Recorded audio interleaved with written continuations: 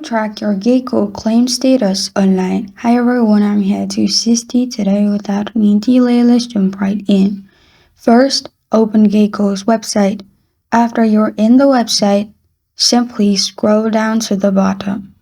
After you scroll down to the bottom, click on File a Claim. After you've clicked on File a Claim, scroll down here, you'll find Check Your Claim. Simply click on Check Your Claim.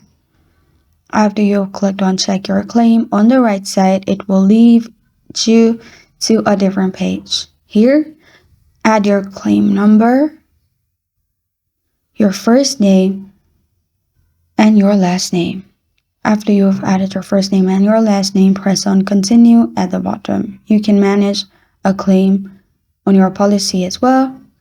Here, press on Continue and you will see your claims status, and this is how to track your Geico claim status online. Thank you for joining me today. If this video helps you out, please leave a like and subscribe for more. Got a question or want to suggest a topic? Comment below. Thank you for watching.